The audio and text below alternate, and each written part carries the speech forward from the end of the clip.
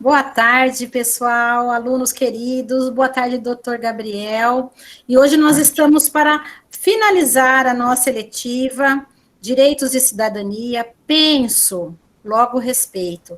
Então, é nessa vontade que a gente tem de levar a consciência cidadã mais para frente, a gente fez o convite para o doutor Gabriel, e ele aceitou, veio dividir com a gente um ponto de vista, o ponto de vista da verdade, o ponto de vista da justiça, né? Ele que estudou, ele que trabalha com o direito, está aí hoje à nossa disposição. Então, vamos tratar com carinho as curiosidades, as perguntas. Eu sei que o Eloan quer ser um advogado, que a Ana quer ser uma juíza. Aproveitem, participem, levanta a mãozinha aí na hora de falar que a gente abre, tá bom? Então, olha lá. Penso, logo, respeito. Eletiva, Direitos e Cidadania, 8º A, da professora Patrícia. Hoje também nós estamos recebendo os alunos do 7º B. Sejam todos bem-vindos. Hã? Do 8º ano B. Desculpa, do 8º ano B. Sejam bem-vindos. É uma satisfação tê-los aqui com a gente também. E aí a gente vai chegar no Gabriel. Gabriel, passo a palavra, fica à vontade. Boa tarde a todos, vou me apresentar, meu nome é Gabriel Ceto Borges, sou advogado na cidade de Bitinga há cerca de 7 anos, e eu queria falar um pouco com vocês sobre a minha experiência como advogado, passar um pouco do que eu vivo diariamente, e também falar sobre cidadania, dignidade da pessoa humana, e direito até. Eu ingressei na faculdade no ano de 2010, na IT Bauru. Me formei em 2014, eu viajava todos os dias, das 5h15 da tarde, e retornava para minha residência, 00:30, chegava na minha residência. Foram anos que eu tive muito aprendizado, anos de choros, mas também de muitos sorrisos, onde aprendi a conviver com pessoas de diferentes mundos, que foi muito importante na minha vida, aquele momento.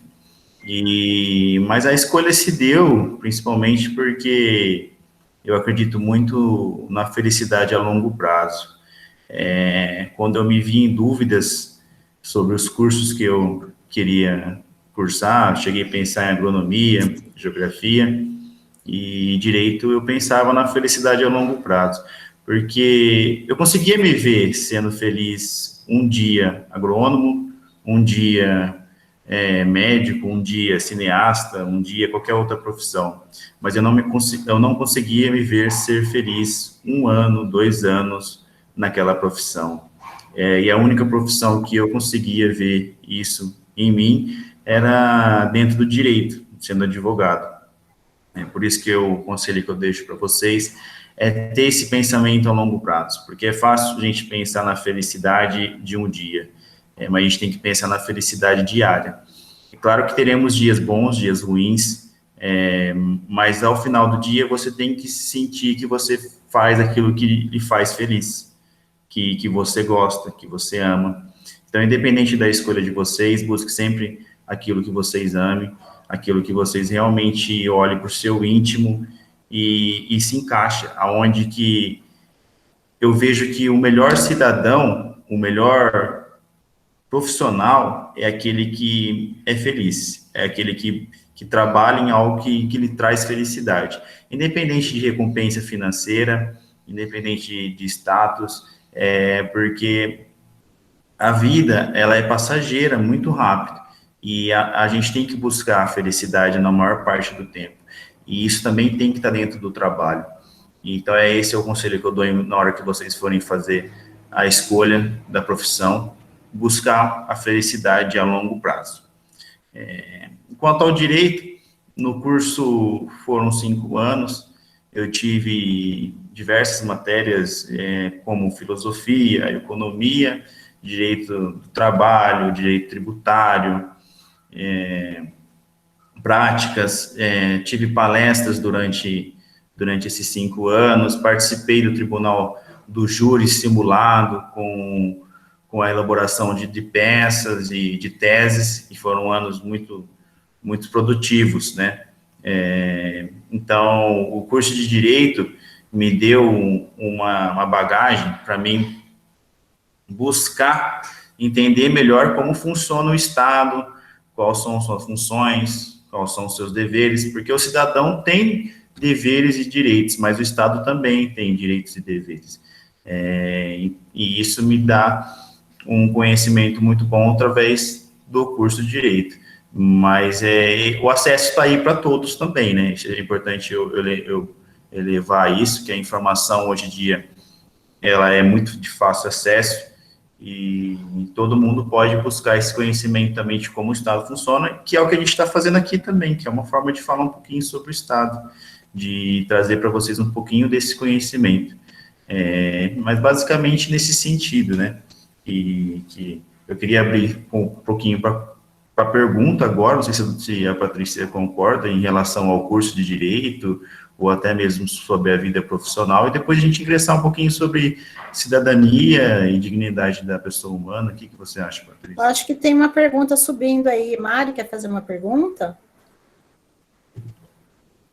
Oi, Pati. Ai, a hora que ele falou de peça, essas coisas, eu já fico imaginando, sabe? Ficou ligando. Será que os alunos teriam curiosidade de assistir um júri? Né? Porque já pensou? Tem várias séries na internet, na Netflix. Alguém já viu? Aline, Pati. Será que aluno pode ou tem que ser maior de 18, né? Olha, o júri, ele é público, né? Qualquer pessoa pode estar participando dele para assistir. Para participar do júri, aí precisa de alguns requisitos, que são os jurados, né? Geralmente, vocês, professores, são convidados a serem jurados no júri. Professores e outras profissões geralmente são convidados. Mas para assistir, qualquer pessoa pode ir lá. É que agora a gente está durante a pandemia, né? Então, tem essa dificuldade. Mas o júri é público, dá acesso a todos assistirem. Seria super interessante ter uma classe de alunos lá para entender como funciona, porque o júri em si, ele não é todos os crimes, né? O júri, ele é só sobre os crimes contra a vida, como homicídio, tentativa de homicídio, e etc. São aqueles crimes que atentam à vida do ser humano. E aí seria interessante eles tendo esse acesso. Essa é a minha visão, minha posição. Não sabia, Gabriel, disso do júri, que só tem júri quando é atentado à vida. Sim, olha, sim. Tudo interessante. A gente aprende, né? Os outros crimes são julgados pelo próprio juiz, né? A representatividade do juiz como Estado. E nos crimes contra a vida, o Estado definiu que deveria ser a população determinando se há a situação de uma absolvição ou de uma condenação. É o povo atuando, é uma forma de exercer cidadania também, o júri. Sem dúvida. Entendeu? Eu assisti recentemente o 7 de Chicago, que é um júri popular também, era sobre a vida de 7 pessoas que se manifestaram. Então, eu achei muito interessante, bem legal. Passa de novo o nome? 7 de Chicago. É muito legal, só que a gente tem que fazer Tá na Netflix. Um diferencial só. É real esse filme que a Paty está falando, aconteceu nos Estados Unidos, só que o sistema judiciário americano, ele é um pouquinho diferente do nosso, né? Não é... o júri, ele é mais abrangente. Olha, que legal. Ele adota mais causas a serem julgadas. O nosso é só nos crimes contra a vida, né? Nos atentados dos crimes contra a vida. Porque quando a gente fez a Constituição de 1988, a Constituição Cidadã, ela definiu essa situação do júri. Porque a gente tinha um certo... eu vou procurar uma palavra correta, mas uma certa admiração pelo sistema judiciário americano naquele momento, que era em relação ao júri. Então, eles adotaram, pelo menos em uma parte dos crimes nossos, que fossem julgados através da população, através do júri, que é o caso dos crimes contra a vida. é uma leitura neutra, assim, se fosse entender pelos termos jurídicos, é uma neutralidade que pode acontecer ali sem o olhar do juiz, do apontador, Assim, do acusador? o juiz, ele, durante o tribunal, ele vai presidir, né? O tribunal do júri, ele vai presidir o tribunal do júri, ele vai manter a ordem da situação, mas quem vai definir, basicamente, a absolvição ou a condenação, naquele momento, é o voto dos jurados. Aí, com a condenação, por exemplo, o juiz vai pesar a pena, ele vai calcular a pena, que aí é uma parte técnica que é atribuída ao juiz, né? O juiz está. Mas o juiz, ele está restrito a essa situação de ter que haver atuação dele depois da determinação do que foi escolhido pelos jurados. Então, o jurado, hoje em dia, é interessante isso, que antigamente se abriam todos os votos dos jurados, né? Então, você ficava sabendo quantos votos eram negativos, quantos votos eram positivos para absolvição. Hoje em dia, não, bastando que se abra a maioria dos votos, já se encerra. Que é até uma forma de trazer segurança aos jurados. Que ninguém vai saber quantas pessoas... Com certeza, verdade. Muito legal. Eloan, não quer perguntar nada, Eloan? Ana, gostaria de ser júri, Ana, ou só de assistir? Qual que são os critérios, Gabriel, para você se tornar uma pessoa de júri? Olha, eu preciso verificar com certeza aqui para você. Mas tem que fazer uma inscrição, tem uma lista que faz uma inscrição. Aí vai ver a questão da sua conduta perante a sociedade, provavelmente, né? Qual que é a sua profissão, etc. E aí você vai ser escolhida a estar participando, tem um sorteio que da lista para compor o júri, mas é dessa forma, você vai lá e se inscreve, e você, estando dentro dos requisitos, você é integrado dentro dessa lista. A Ana Dalpino pergunta, Gabriel, o que fez você olhar com carinho para o direito? Justamente aquela questão da felicidade, né? Mas por que eu sou feliz dentro do direito, né? As pessoas falam, tudo bem, você pensou a longo prazo, pensando na felicidade diária. Mas por quê?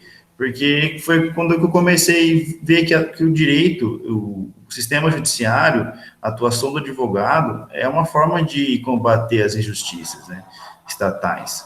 É uma forma de estar lutando contra tudo aquilo que eu acredito que é errado. Claro que eu poderia fazer isso dentro de uma outra profissão. Todas as profissões podem contribuir, de alguma forma, para uma sociedade melhor, uma sociedade menos injusta. Mas a minha contribuição mais efetiva, que eu daria mais resultado, seria atuando dentro do direito, dentro do meu perfil. Eu olhei para o meu íntimo e vi qual era o meu perfil. E aí vi que o curso do direito era o meu perfil. Que era atuar na atuação de defesas, elaborações de peças e etc. Foi através disso que eu enxerguei. E durante o curso do direito, a gente vai se reconhecendo, né? A gente vai se vendo. Tem gente que desistiu no primeiro, segundo e terceiro ano, que viu que não era o perfil da pessoa. E comigo foi o inverso. Com o passar do curso, fui me sentindo cada vez mais confortável e vendo que aquilo era para mim. Que legal. Você estudou fora, e daí você veio para Ibitinga, você exerce o seu trabalho em Ibitinga, tem intenção de sair? Não, no momento, eu gosto muito da nossa cidade, eu levanto muito a bandeira de Ibitinga, meus amigos na profissão da época de faculdade, a maioria são de fora, mas eu quis ficar aqui, além das questões familiares, as questões de namoro e etc., tem a questão profissional também, que já faz 7 anos que eu estou na cidade, então, já, de certo modo, já construí uma base para mim, estar atuando na advocacia, e me sinto confortável no momento. Não penso em sair fora, eu acho que construir uma nova carreira em outra cidade no momento não é algo que passa na minha cabeça, Mas já cogitei, sim, já cogitei no passado, já cogitei no começo da carreira de ir para fora, para uma cidade maior, mas isso foi amenizando, mas por escolhas pessoais, por vetores pessoais, unicamente por causa disso. Tem outra perguntinha aqui. Você fez o direito. As pessoas que fazem o direito, elas têm só ser advogado no seu escritório ou pode ser servir em outra profissão? Muito interessante isso. O direito te abre um leque, né? Ele te dá várias opções. Você pode seguir carreira do concurso público e você pode também advogar. Para ser juiz, promotor, precisa de 3 anos estar advogando, tá? Isso, então, quer dizer, você vai ter que passar pela advocacia. Quem quer ser juiz, quem quer ser promotor, vai ter que passar pela advocacia, por menos 3 anos. E depois que ele pode estar assumindo o cargo de juiz, de promotor. Mas o direito não se resume só a essas profissões. O direito também tem a questão do delegado, tem a questão dos procuradores, dos analistas, do judiciário, que também exige estar com o curso de direito. Então, ele te abre um leque muito grande de atuação. E além da experiência de bagagem que você adquire, de entendimento sobre leis, formação de Estado, e etc. Nossa, que leque legal, né? Assim, de crescimento, de um projeto de vida mesmo, né? Se você Exato. faz o direito, é como um terceiro degrau e depois vai subindo. Bem interessante. Além de, como em qualquer outra a área acadêmica também, né? Você pode acabar seguindo também nesse sentido, que é uma área que também é muito fascinante.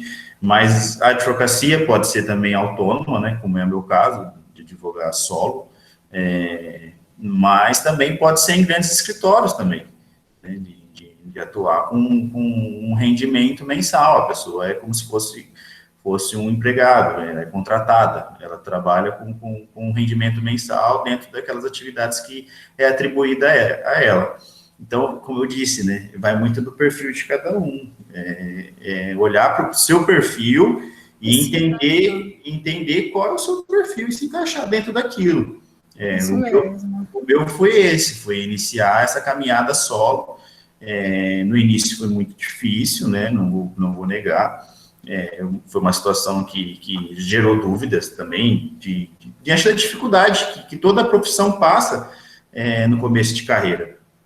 Porque vocês começam a imaginar, eu era um garoto de 22 anos, 23 anos, recém-formado, cara de super jovem, tendo que passar a ideia do meu cliente de experiência, porque as pessoas ficam muito ligadas ao advogado, aquela ideia de um senhor mais velho, né, barbudo, tal, e aí quando vem um garoto de 22 anos, assim, as pessoas falam, eita, mas eu estava cheio de fome de mostrar o meu conhecimento, de mostrar aquilo que eu tinha adquirido durante a faculdade, né? E foi justamente essa fome de mostrar o meu potencial que fez com que eu não desistisse, que eu seguisse firme e hoje estou realizado na profissão, sou muito feliz, amo o que eu faço. Que legal. Gabriel, tem uma pergunta de um menininho que quer seguir essa carreira. Legal. Ele perguntou assim, e durante a pandemia, como é que tem sido os atendimentos de advogados, o júri, as audiências, como é que se restringiu, como é que se organizou isso dessa forma? Olha, aconteceu o seguinte, pelo menos aqui no meu escritório, eu adotei a maior parte dos meus atendimentos de forma eletrônica, né, de forma virtual, e aqueles que não tinham possibilidade dessa forma, fiz dentro das medidas de segurança, né, com uso de máscara, álcool em gel.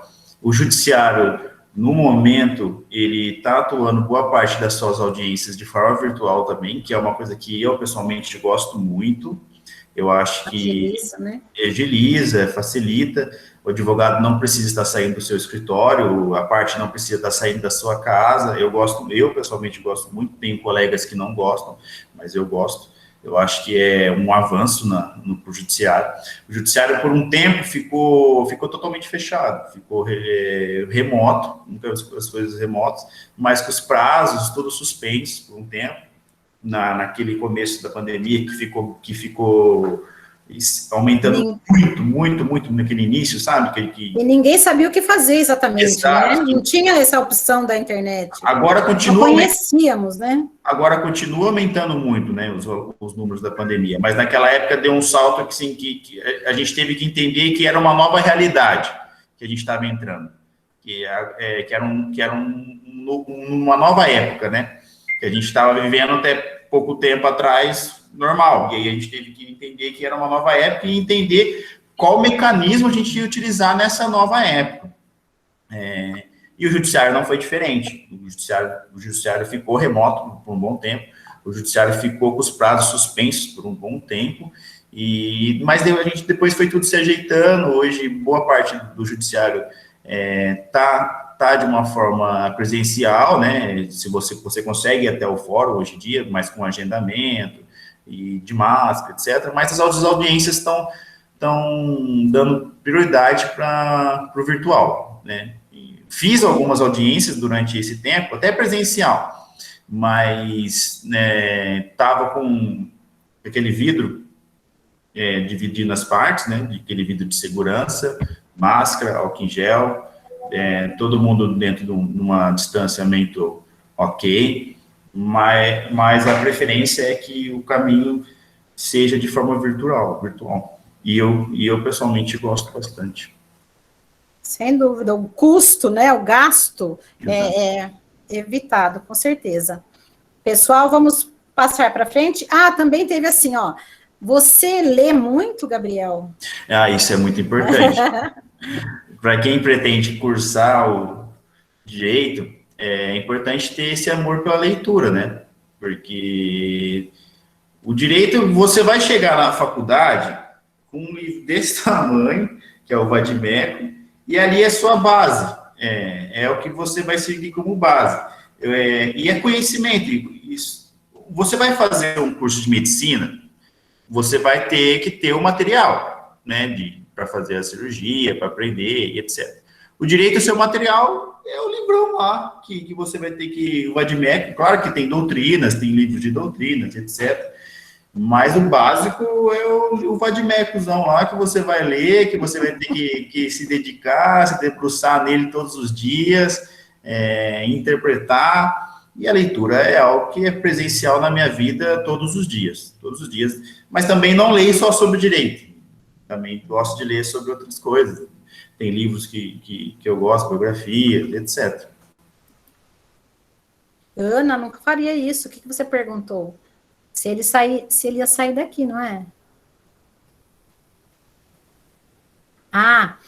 Você também concorda com aquele que todo mundo na família tem que ter um advogado? Porque em filmes é isso que eles dizem, né? Não concordo, não. Eu acho que as pessoas têm que fazer o que elas gostam, independente se tem ou não na família. Sou muito da opinião que a felicidade é a busca constante. Mas eu acredito que sim, viu, Ana? Eu, na minha santa inocência, eu acho bom. Tanto que do lado da minha mãe, como do lado do meu pai, agora do lado da minha filha, também vai ter um advogado. Do lado do meu pai, a gente tem uma família de advogados, do lado do meu pai, que são... Eu sou, acho que deixa eu fazer uma continha aqui rapidinho. Eu sou o quarto advogado da família. E do lado da minha mãe eu sou o primeiro.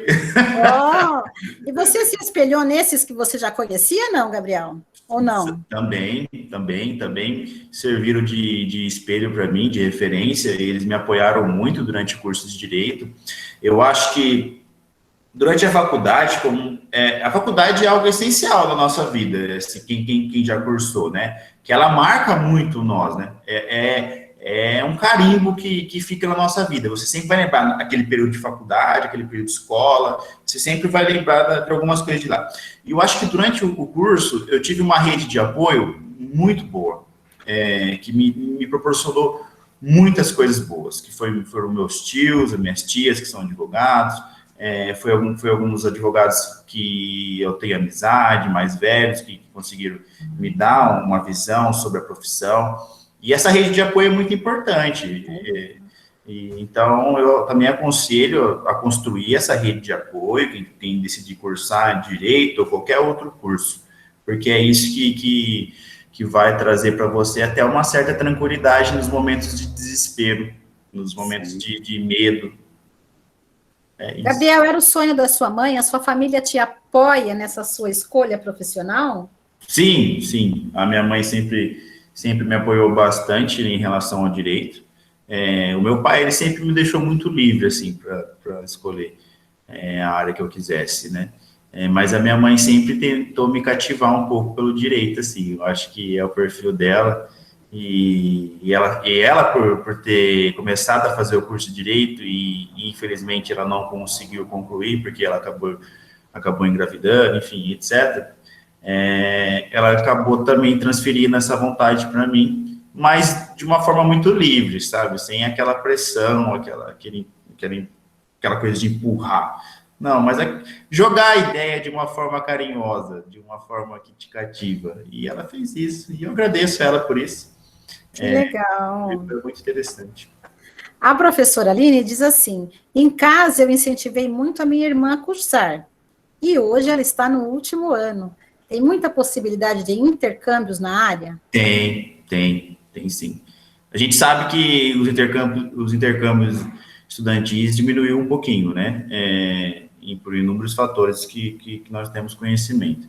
Mas tem sim, tem possibilidade de intercâmbio, de depois, eventualmente, se ela buscar também fazer um mestrado em algum país europeu, é muito interessante. Dá para ela fazer uma pesquisa interessante nesse sentido aí. Portugal também abre a possibilidade de a gente estar fazendo um mestrado lá, é um caminho para nós, da área de direito, mas também outros países também abrem. Muito interessante, muito interessante. Conversar com alguém que sabe falar é muito bom, não, gente? Exatamente. Que legal, Gabriel, muito bom. No intercâmbio, eu acho que a maioria dessa molecada aí, a Gabriela, que está nessa geração, se identifica muito com a Coreia. Tem a possibilidade, que eu falei que deve ser um outro sistema, bem diferente. Eu confesso que eu nunca vi alguém ir para a Coreia fazer intercâmbio, né? Mas deve ser possível, sim. Deve ser possível, sim. O que eu tenho de conhecimento, assim, de próximos, de colegas, de área, assim, foi países europeus, né?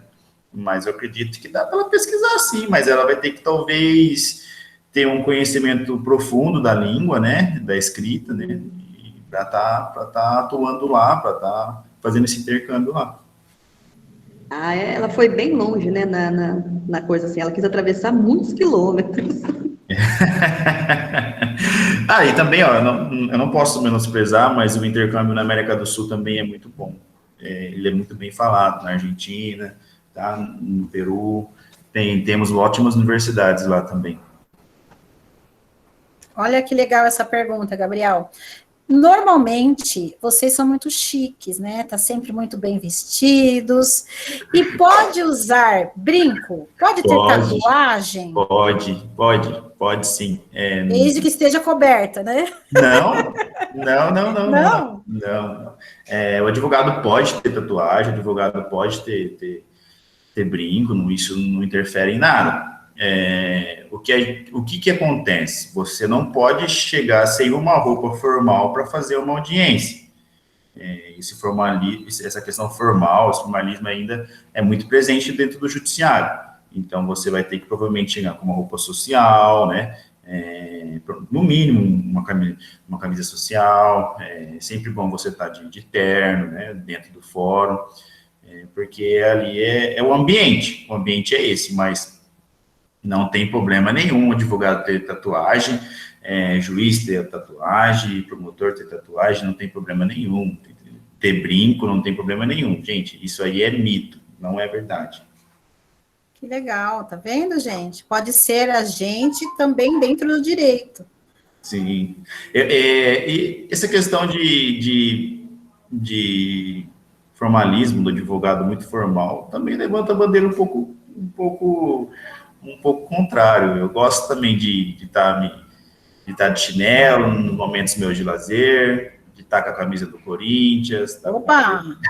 Aí sim! De estar com uma bermuda jeans. Eu gosto também de estar de uma forma menos informal, de uma forma mais confortável. Mas o advogado também tem que saber que no momento deles de atuação, ele tem que estar dentro daquele ambiente de uma forma formal, porque é o que o ambiente exige. Gabriel, dentro da sua carreira solo, você já precisou não querer atender? Já recusou algum atendimento? Não, nunca precisei. Eu acho que todo mundo tem direito à defesa. Eu acredito que muitas vezes você não está defendendo o indivíduo em si, o ato em si, você está defendendo o direito em si.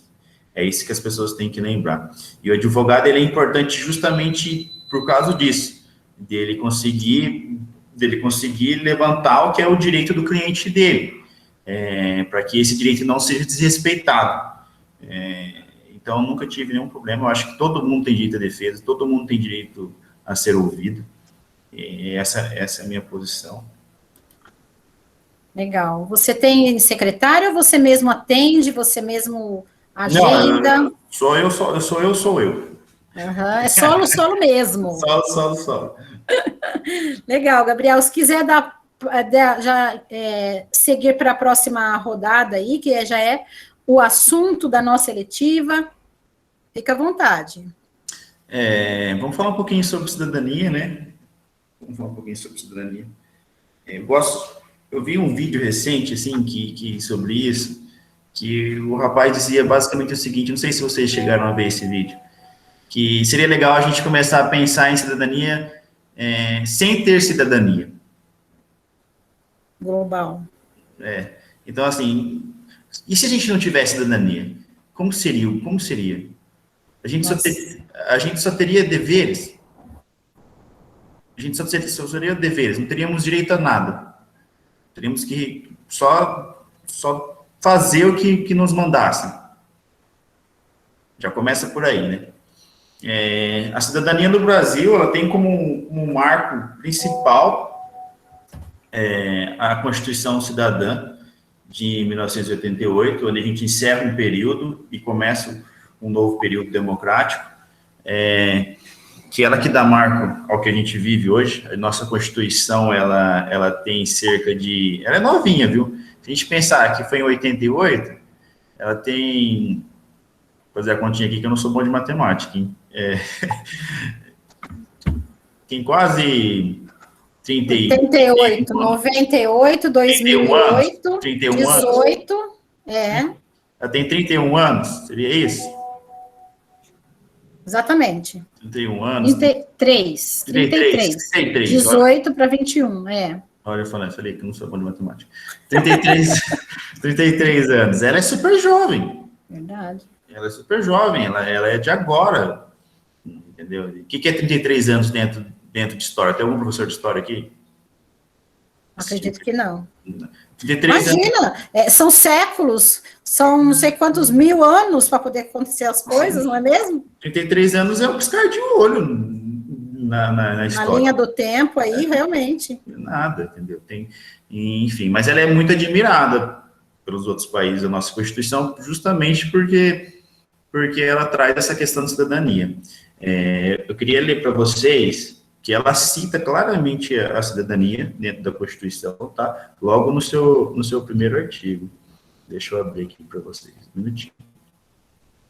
Ela, no seu primeiro artigo, a República Federativa do Brasil, formada pela União indissolúvel dos Estados e municípios do Distrito Federal, constitui-se em Estado democrático de direito e tem como fundamentos, quer dizer, o Brasil tem como fundamentos, vou pular um pouquinho aqui, inciso 2º, a cidadania. Então, já começa assim, ela se preocupou com essa questão da cidadania. Mas tá, Gabriel, mas o que é a cidadania? A cidadania, ela é um conceito muito abrangente, né? Só que a gente tem que tentar focar ela um pouquinho dentro do direitos e deveres, só que na situação do direito civil, do direito social, tá? E do direito eleitoral. Né? Como é que a gente pode... Vamos dar alguns exemplos de direitos que exercem a cidadania. Direito ao voto. A gente está exercendo a cidadania. O júri popular. A gente está exercendo a cidadania. Que é em questão a parte eleitoral. Mas não é só isso, né? A liberdade de expressão também Um direito constituído. Exato, é um direito de cidadania. A liberdade religiosa, direito de cidadania. Então, assim, é nesse sentido que a gente tem que olhar. Então, eu também tenho uma parte da Constituição que eu não vou me recordar, assim, com absoluta certeza o que ela diz, mas a gente recorda o seu conteúdo, que ela fala em relação ao habeas corpus e o habeas datus, né? Que eles são remédios, são instrumentos de cidadania. Mas como assim? Eu vou fazer um parênteses aqui. O habeas datus e o habeas... Vou falar pelo habeas corpus primeiro. O habeas corpus, eu acho que as pessoas já ouviram falar bastante, né? Quando um direito seu de ir e vir é violado. Quando uma prisão ilegal, por exemplo. Uma prisão injusta, uma prisão ilegal. Aí você vai lá e joga um HC, um habeas corpus, tá? Então, é uma forma de você estar exercendo esse direito de cidadania, tá vendo? A Constituição se preocupa com isso. Que é o direito de ir e vir, a liberdade. É nesse sentido, assim, que a gente teve a Constituição Federal. Ela construindo a cidadania pouco a pouco. Ela se preocupou muito com isso, também quando a gente olha para a questão da saúde. Na hora que ela determina o Sistema Único de Saúde, o SUS, que ela busca nessa parte os direitos sociais, saúde. Né? O trabalho então, também é dito como um direito, né? O trabalho está lá. Exato. O direito à propriedade. O direito é você ter o seu patrimônio. É um direito de cidadania. Então, percebe como a cidadania ela é muito abrangente? Ela é muito grande. Não dá para a gente pegar ela assim e colocar. A gente tem que ter uma visão maior dela. Muito mais abrangente dela. Mas, basicamente, é isso. E depois, a gente teve a dignidade humana, né? Com a Declaração Universal dos Direitos Humanos, que, após a guerra, eles se preocuparam muito com tanto de pessoas que haviam morrido, todas as atrocidades que aconteceu. E aí fizeram a Declaração de Direitos Humanos, que são basicamente 30 artigos, e é onde ela é fundamentada dentro da ideologia da Revolução Francesa. E se você pegar para ler a Declaração dos Direitos Humanos, você vai ver muito os 3 princípios da Revolução Francesa. Né? Então, que é a liberdade, a igualdade, a fraternidade. A história da construção, né? A história da construção, ela vem acontecendo desde então, né? Desde quando começaram os questionamentos realmente sobre ser. Então, e a Revolução Francesa, ela acontece justamente, assim como a Revolução Americana, ela acontece justamente por causa dessa ausência de cidadania, onde a nobreza, ela tinha muitos direitos, né? E a população maior, a população vivia numa pobreza, numa situação sem dignidade da pessoa humana, onde a população não tinha nem o que comer. Não tinha trabalho, não tinha o que comer, não tinha saúde, e aí que se dá a revolução, porque a revolução ela quer os direitos de ser cidadão, da cidadania, da liberdade, da igualdade, da fraternidade, e aí a gente vê muito isso na Declaração dos Direitos Humanos, né, os 30 artigos lá, que a gente tem uma visão muito, muito ruim do que é os direitos humanos. Os direitos humanos é um direito a todos. É um direito à vida, é um direito de você não ser preso injustamente, sem um julgamento justo, sem um tribunal justo. É o direito de você não ter penas que são penas que te machuquem, que te ferem. de forma física, entendeu? Então, são situações que a gente tem que começar a entender que direitos humanos não é aquele discurso que a gente escuta muito, que é direito de bandido. Não é isso. Direitos humanos é para todos. Direitos humanos não se resume só à dignidade que o preso tem que ser tratado dentro de um sistema carcerário. Ele se resume também à dignidade que eu tenho de liberdade de expressão na rua, de poder sair de uma forma livre, de não ser preso injustamente, sem fundamentação, sem provas. Como que a gente andar num país ou de um local onde você pode ser preso de uma forma arbitrária, sem um julgamento justo, de modo que não te dê o direito do contraditório, da ampla defesa. Então, é aí que a gente vê os direitos humanos também. Então, direitos humanos não é direito de bandido. O nome é muito técnico, é direitos humanos, é direito da pessoa humana. É essa visão que eu tento sempre passar. É exatamente por esse caminho mesmo. Quem é que tem direito? Aquele que respira, aquele que anda, aquele que fala é direito humano, tem direito humano. Exatamente. Até aquele que ainda não nasceu. Até aquele que ainda não nasceu tem direito. Perfeito. É isso que a gente tem que começar a refletir, né? Nesse sentido, mas os Estados Unidos têm pena de morte, por exemplo. Vamos dar um exemplo aqui. Tá? Mas a ONU já declarou que os países que têm pena de morte são países que violam a Declaração dos Direitos Humanos. Entendeu? Os direitos humanos é você começar a enxergar aquilo que eu falei anteriormente, né? A pessoa humana como uma nação única, como ser humano, de uma forma que traga empatia, né? Ele busca, acho que as pessoas focam muito nessa questão dos direitos humanos na questão do cárcere, né? Da pessoa que está presa. Mas ele também busca ressocializar o preso. Trazer uma política de ressocialização. Porque ele acredita que aquela pessoa pode ainda contribuir para a sociedade. São alguns apontamentos que eu tento colocar, assim. Eu acho que a gente poderia ir conversando e as coisas ir caminhando melhor. E tá bem bom mesmo, é o papo que a gente teve durante todo o espectro aí da eletiva. A Aline fala assim, hoje somos próximos do mundo todo, as condições da globalização e o encurtamento das distâncias estão fazendo novas perspectivas sobre cidadania. Falamos sobre cidadania digital ou sobre cibercidadania. Como é tratado no meio judiciário? Existem crimes virtuais? Já existe uma legislação?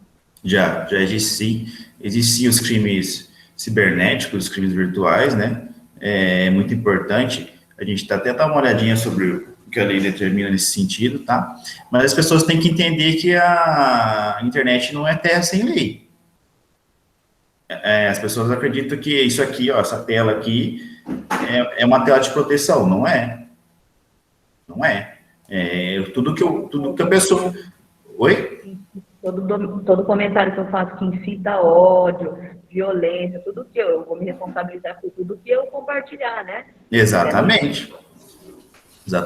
Se você ofender, se você cometer, por exemplo, dando um exemplo aqui, um crime de racismo, um crime de injúria racial no meio virtual, no meio cibernético, você está cometendo um crime da mesma forma se você estivesse realizando fora desse meio. Você vai ser processado, você vai responder aqueles atos seus perante a justiça da mesma forma.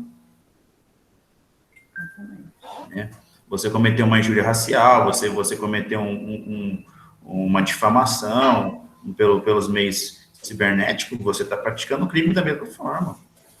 Isso aqui não, essa tela aqui, ó, ela não me dá a proteção de poder fazer o que eu quero.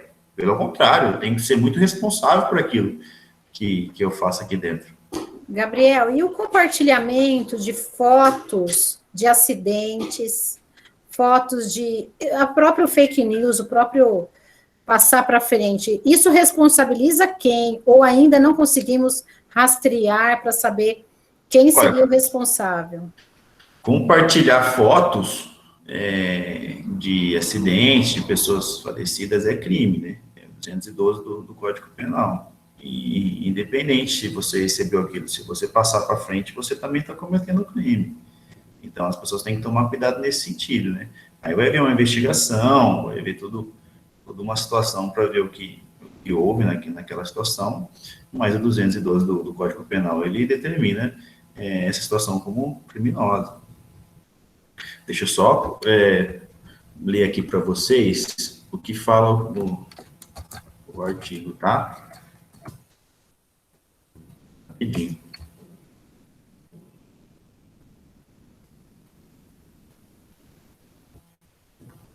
Porque é voraz, né, gente? O que a gente vê de acidente que chega de fotos de... Exato. Ó, o vilipêndio de cadáveres...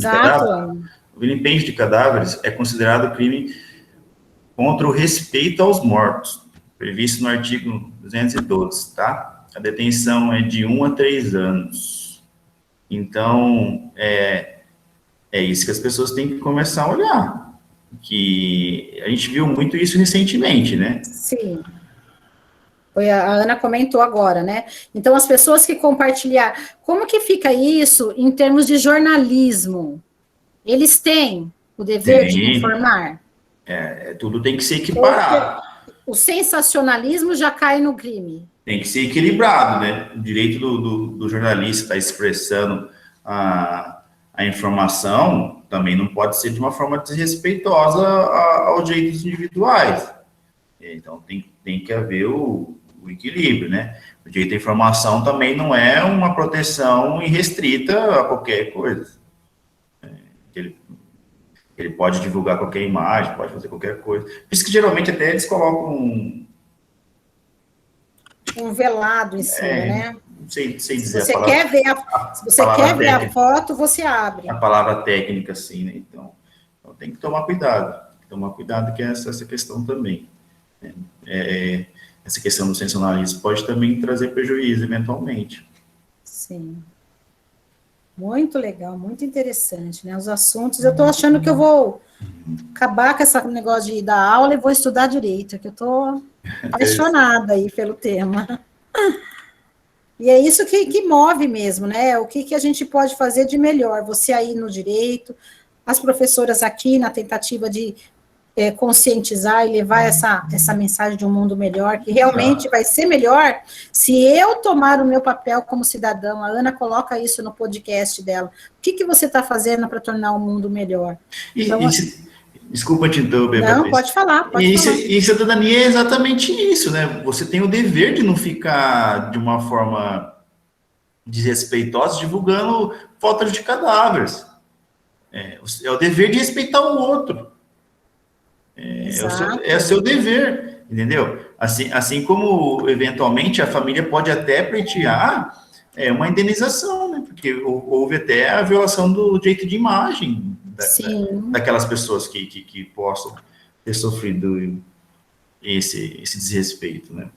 E voltando um pouquinho para a questão da cidadania, né? É o que a gente vê. É só um ato grande que é de cidadania? Não. É o ato do cotidiano mesmo, né? Esse fato de compartilhar uma foto, esse fato de falar que a vacina não presta, esse fato, né? São fatos pequenos que, infelizmente, vão danificando muita coisa, né? Só um minutinho, quando a gente estudou a teoria lá na apostila, esse Jaime Pinsky, ele falou da cidadania pra gente e caiu como uma gota, sabe aquela coisa assim? Operacionalmente, cidadania pode ser qualquer atitude cotidiana que implique a manifestação de uma consciência de pertinência e de responsabilidade coletiva.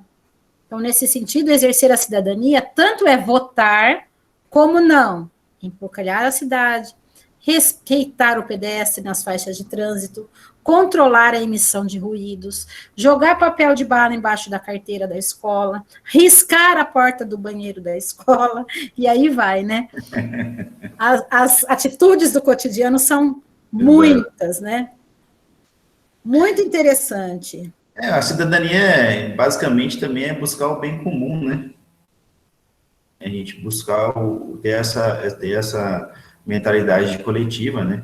De buscar um bem que abrange a todos, um bem coletivo. E buscar esse bem é também cuidar desse bem. É ser responsável com esse bem. Né? Igual você falou, atos de destruição da escola, né? Você não estava com uma ideia de cuidar desse bem, pelo contrário. Então, ter essa ideia mais de bem comum. O Pablo pergunta assim, por que um processo demora tanto para ser resolvido? A tia tem um processo que demorou 2 anos que ainda não se resolveu. O que acontece com a justiça brasileira que nos deixa essa questão aberta aí? O processo, como o próprio nome fala, né? É uma linha, ele tem que seguir um procedimento, ele tem que seguir justamente a defesa, o contraditório, a produção de provas, e isso leva tempo, né? Isso leva algum tempo para a pessoa estar chegando a uma solução. E a gente tem que lembrar também que o judiciário, ele tem milhares de processos, né? E esses milhares de processos, ele tem que passar por tudo isso, por todo esse procedimento, por todas essas etapas. O processo não pode pular etapas, ele tem que seguir as etapas e, ao final, chegar a um resultado. Mas até esse final, leva um tempo, justamente por causa desse acúmulo, né? O brasileiro tem essa cultura do litígio. Enquanto alguns países, como o Japão, onde as pessoas tentam o máximo possível evitar o litígio, porque elas se sentem incapacitadas de resolver o seu próprio problema, é uma vergonha para eles terem que levar o problema deles para um terceiro resolver, que é o Estado. O brasileiro já é o inverso. O brasileiro já não quer resolver, ele quer que alguém resolva. Então tem esse acúmulo de litígio, tem essa grande quantia de litígio. Por isso que eu, principalmente, eu levanto essa bandeira da conciliação, né? Do advogado conciliador, do advogado que busca sempre estar chegando em um resultado comum entre as partes. Nossa, eu não tinha essa visão, hein, Gabriel? Essa coisa do litígio, essa coisa de querer, de poder, de maneira mediana, né, resolver as partes, eu não tinha essa noção, não. Muito bom. Exatamente. No Japão, o número de litígio, estou dando o Japão porque é uma cultura milenar, e os números mostram isso, é muito pequeno para o número populacional. Aí, se a gente faz um comparativo com o Brasil, a gente fica até assustado, assim, nossa, mas é cultural. E advogado não vai bem lá no Japão, então? Como é que é essa relação? Você tem essa noção de outros países? Como é que é a questão do direito? Como é que é a questão de advogados?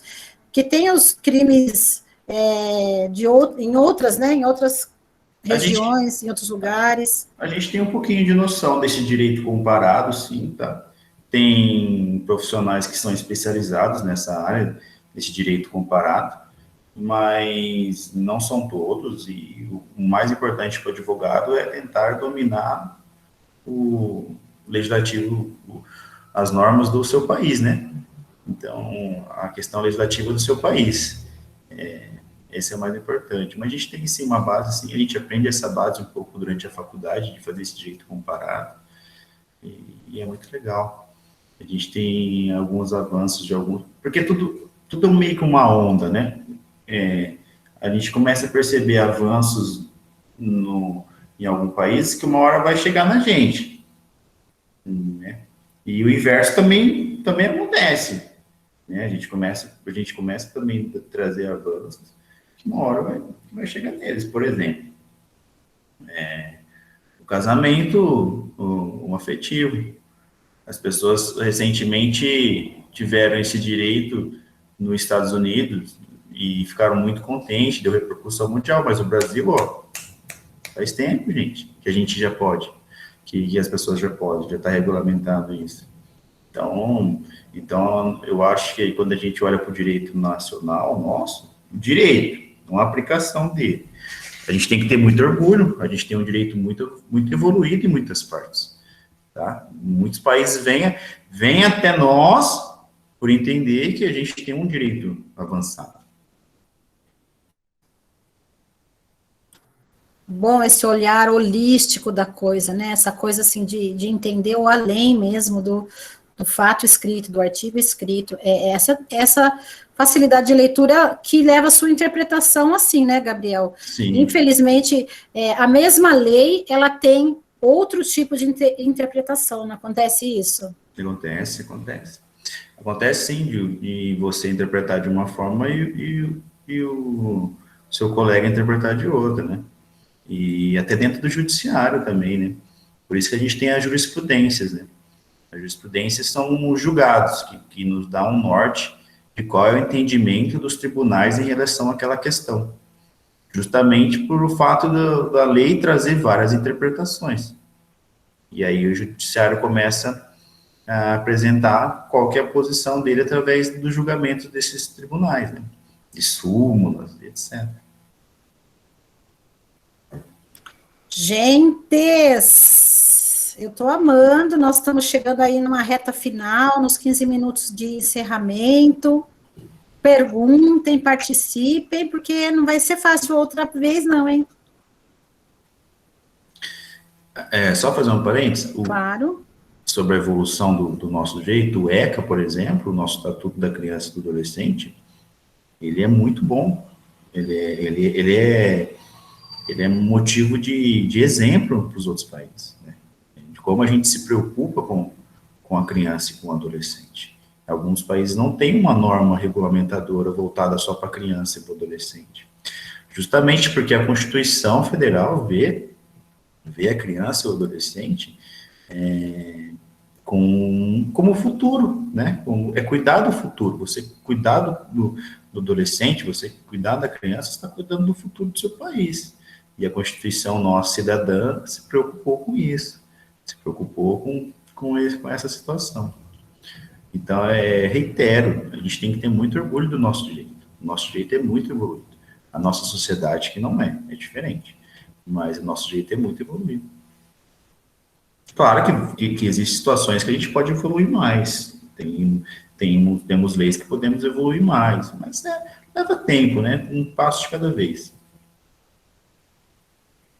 Exatamente isso. A mudança dessa sociedade, dessa população, também é um processo, né? É um processo de se reconhecer enquanto cidadãos brasileiros, né? Como é que aquele cara que não tem escola, que não tem casa, que não tem nada, vai se reconhecer como um cidadão brasileiro? Né? Então, é moroso, é demorado, é um processo que isso vai ter que ser aos poucos, né? Vão consolidando algumas coisas. Exato, exatamente, é exatamente isso que você está dizendo. É um processo lento, né? A gente sabe que uma ação não vai mudar tudo, mas são milhares de ações que vão mudar. Entendeu?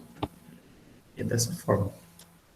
Isso mesmo. E quando você atua como advogado, ou dentro do judiciário, você consegue ver isso de perto, né?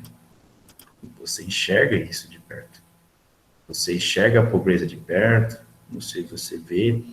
Eu costumo contar aos meus colegas, assim, que, graças a Deus, eu tive uma situação privilegiada, né?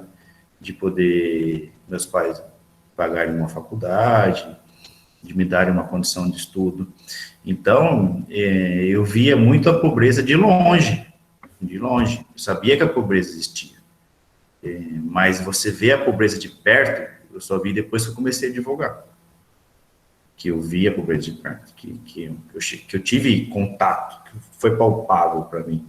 a pobreza de perto. E aí você se assusta com a realidade do Brasil. Com certeza. Eu já conheço faz tempo essa tal de pobreza, e ela estava num patamar, infelizmente, por conta de essa falta de conhecimento, acredito, das pessoas, ela está desenfreada, né? Nunca tivemos tanta gente abaixo da linha da pobreza nesse atual Brasil que estamos vivendo. Então, é com pesar mesmo que a gente tem que falar que, infelizmente, enquanto uns crescem, a gente vem decrescendo na questão da dignidade humana, embora tenhamos aí leis perfeitas, né? Um entendimento, uma interpretação perfeita, mas a sua aplicação ainda está deixando a desejar.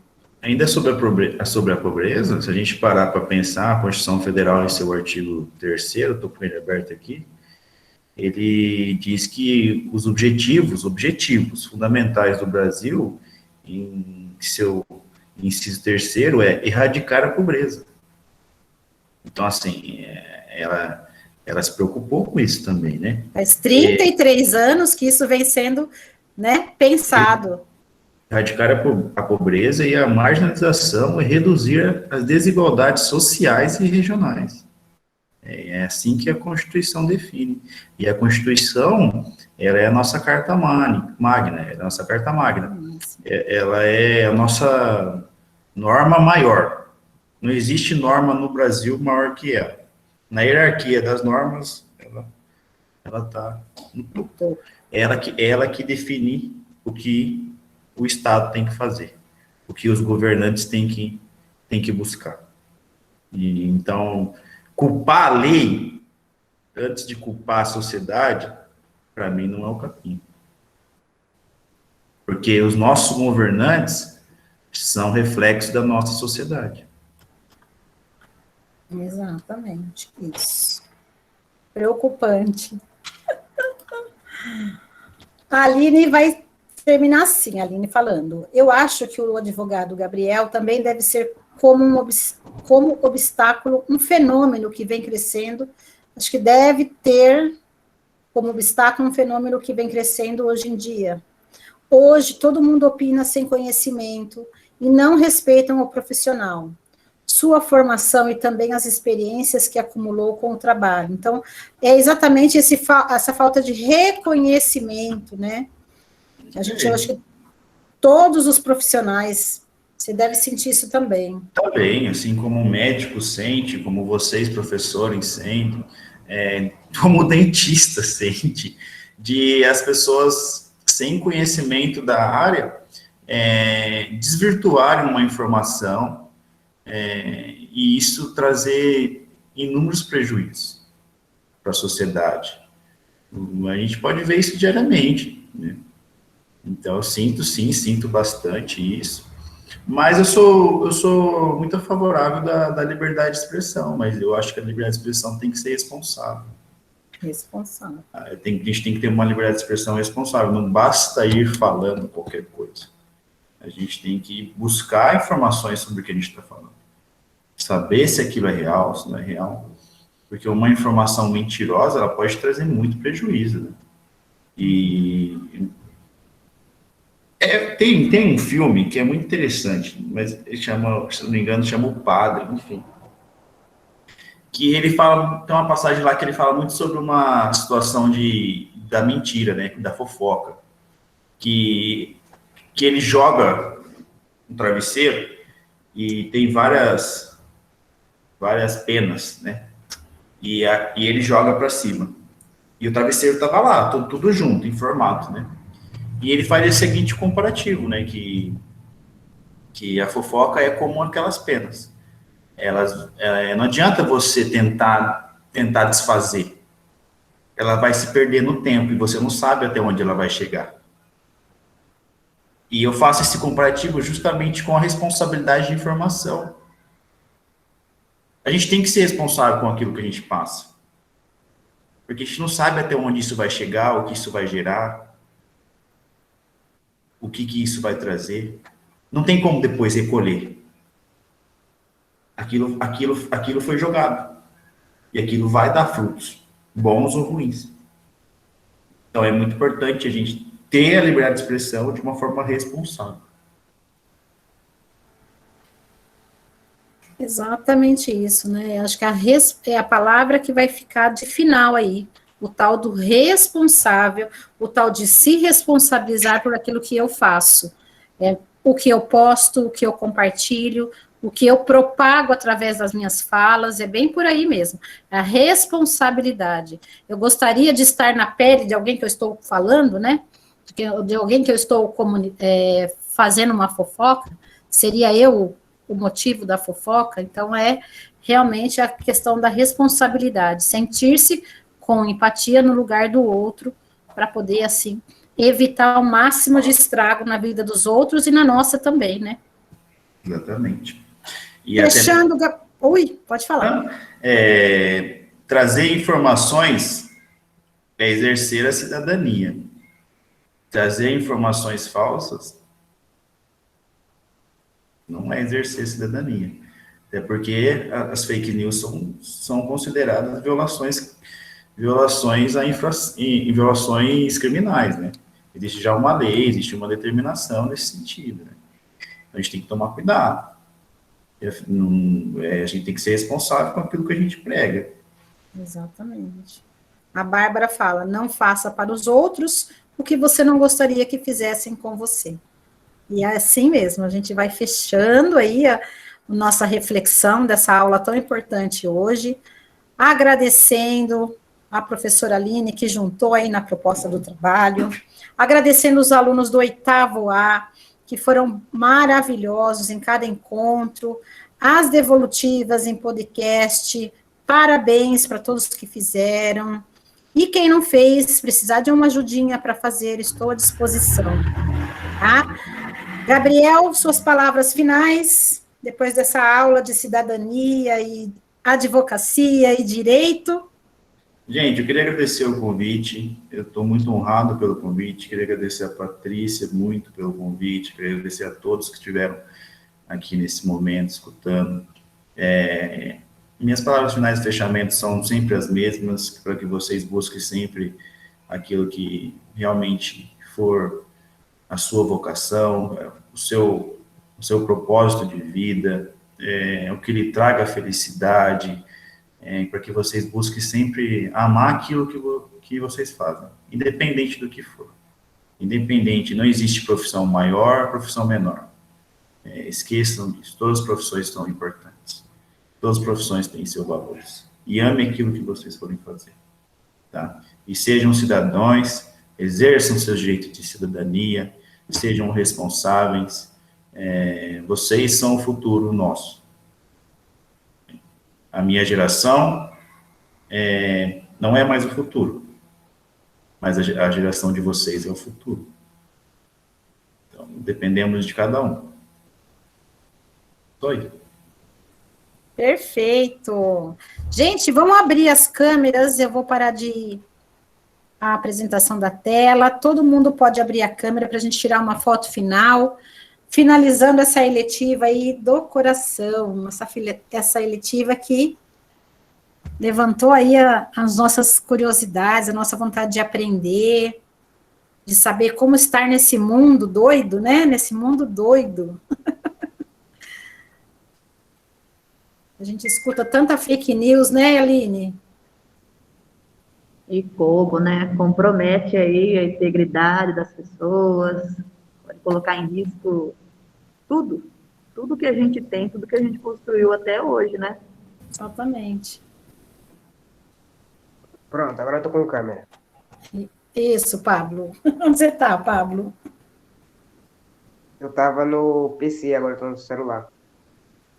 Eu adorei. Esse menino foi o que falou da Coreia do Norte, que estão lá violando todos os direitos dos cidadãos coreanos do Norte. Muito obrigado, viu? Muito obrigado a todo mundo. Bom final de semana para vocês. Gabriel, mais uma vez, muito obrigado. O que a Escola Iracema puder fazer em favor da verdade, da justiça, conte com a gente. E assim a gente encerra mais uma eletiva, mais um encontro da eletiva. Vocês sabem que eu tenho o maior carinho para a Escola Iracema, né? Nem preciso dizer. É uma Obrigada. Que eu sou puxa-saco. Tchau, gente. Manda um abração para sua mãe, que também é a nossa melhor amiga da escola aqui. Muito obrigado, gente. Tchau. Tchau.